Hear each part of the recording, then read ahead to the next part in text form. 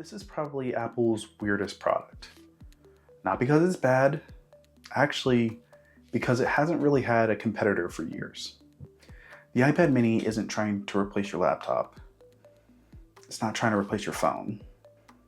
It's trying to be the device you actually want to pick up. And after using it for a while, I realized something. As much as I wanted to love it, I just wasn't reaching for it. Not because it's a bad tablet, far from it. It just doesn't really fit my workflow. And that's when I realized. This might be Apple's best tablet that I can't recommend to myself. So this is the iPad mini, an 8.3-inch tablet that weighs just 293 grams. It has Apple's A17 Pro chip, and that's the same one that's in the iPhone 15 Pro. It has a 12 megapixel camera on the front and the back, and it supports the Apple Pencil Pro.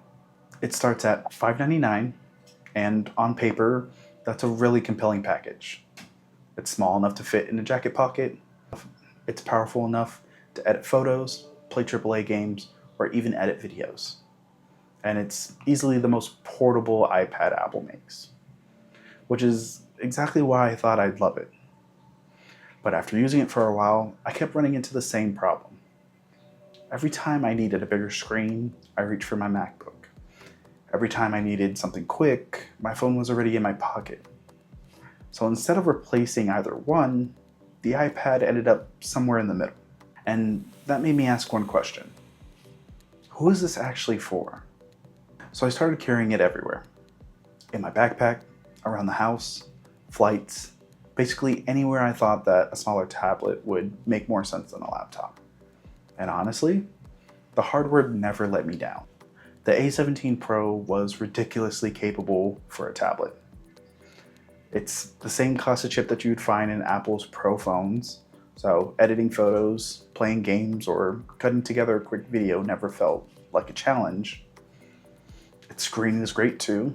It's an 8.3-inch liquid retina panel with P3 color and 500 nits of brightness. Everything looks like you'd expect from Apple. And pairing it with the Apple Pencil Pro, it makes it generally a great notebook for sketching, annotating PDFs, or taking written notes. The problem never was using the iPad. The problem was remembering to use the iPad. Because every time I pulled it out, I couldn't help to think, my phone can already do this. Or if I need more than my phone, my MacBook is sitting right next to it. And that's when it hit me. The iPad mini isn't competing against other tablets. It's competing against the devices you already own. But I also think that's exactly why so many people love the iPad mini. Because if your workflow doesn't revolve around a laptop, this starts making a lot more sense. If you're a student taking notes in between classes, a pilot using aviation charts, or a doctor carrying around patient information, or someone who just wants something bigger than a phone without carrying a full-size tablet. The iPad mini almost feels like it's designed specifically for you. It's the iPad you can actually take everywhere. And unlike the bigger models, you don't have to convince yourself to bring it.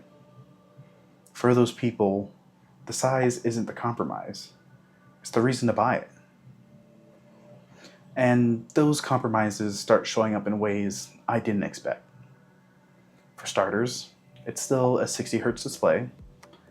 Now, that's not a deal breaker, but when almost every screen I use is 120 Hz, you notice the difference. Scrolling isn't quite as smooth, the Apple Pencil doesn't feel quite as responsive, and it's something that you start thinking about after a while until you pick up another device. And then there's the multitasking. The iPad mini can absolutely handle multiple apps at once, but the 8.3-inch display, there's only so much that you could work with. Editing a quick photo, perfect. Answering emails, no problem. But the moment you want to do real work, it's right back to my MacBook. And that's really the story of the iPad mini.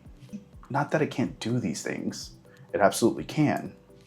It's just that I always had another device that did them a little better. So after spending a while with the iPad mini, I still think it's one of Apple's most interesting products. It's incredibly well built, the battery easily lasts all day, and the portability is unmatched. But none of these things were enough to earn it a permanent place in my everyday carry. In the beginning of the video, I said this might be Apple's best tablet that I can't recommend to myself. And I still think that's true, because it isn't a bad product. It's a product with a very specific purpose. If you've been looking for something that fits perfectly between an iPhone and a laptop, this might be exactly what you need. But for me, that space doesn't really exist in my workflow. On the contrary, I'm still going to keep my iPad mini. Even though it may not fit in my workflow, I think it brings a lot to the table if I just use the device, especially since I own an Apple Pencil Pro. And that's what it feels like when the product is just that strong. But once again, the iPad mini isn't really something that fits in my workflow. But it's definitely a product that I would recommend. And as always, learn, create, and share.